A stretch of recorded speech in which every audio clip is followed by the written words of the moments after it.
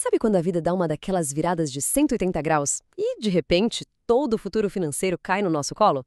Pois é, a gente vai dar uma olhada na história de uma pessoa que passou exatamente por isso.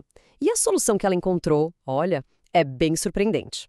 Essa análise é baseada em um atendimento real conduzido pelo planejador financeiro Admilson Longo.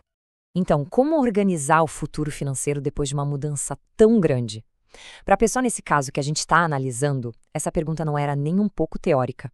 Depois de um divórcio, ela encarou uma realidade financeira completamente nova e a pressão para tomar a decisão certa, nossa, era enorme. Pensa só, mais de 2 décadas dedicadas à família. E, de repente, um novo começo, sozinha. A tarefa era, literalmente, construir um futuro do zero, por conta própria. E o que isso significava na prática? Que pela primeira vez na vida, a responsabilidade era toda dela.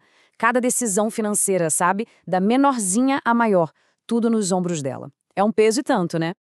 E olha, o que estava em jogo não era pouca coisa. A gente está falando de um patrimônio na casa dos 7 dígitos. E mais, a casa, o lar, cheio de memórias. Imagina só a mistura de emoção e finanças nesse momento.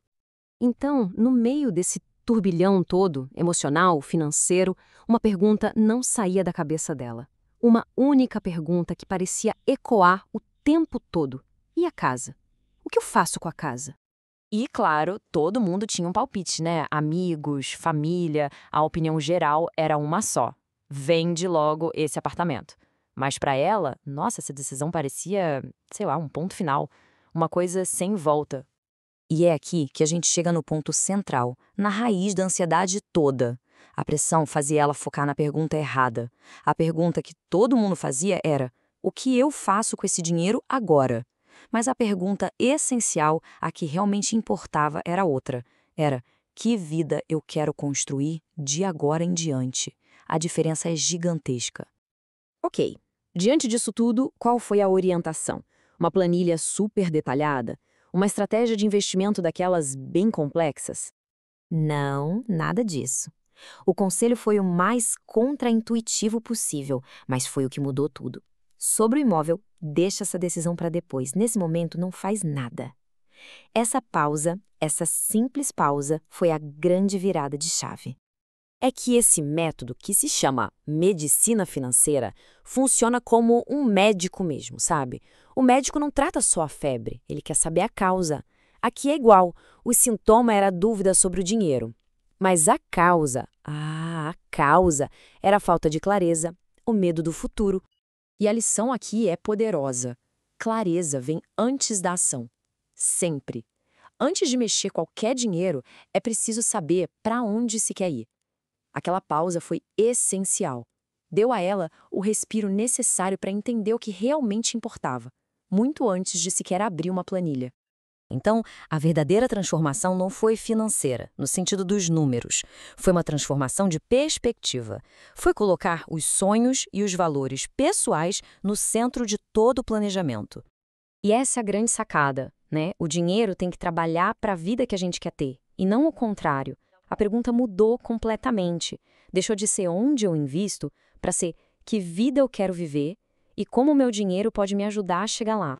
E toda essa filosofia pode ser resumida em 2 insights bem diretos. O primeiro é este aqui. Dinheiro é um meio, não o fim.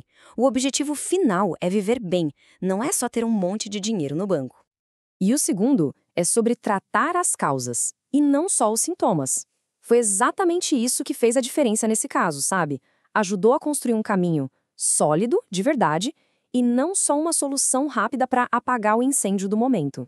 Então, para quem se identifica com essa busca por mais clareza na vida financeira, o primeiro passo pode ser exatamente esse: uma conversa. É por aí que a transformação começa.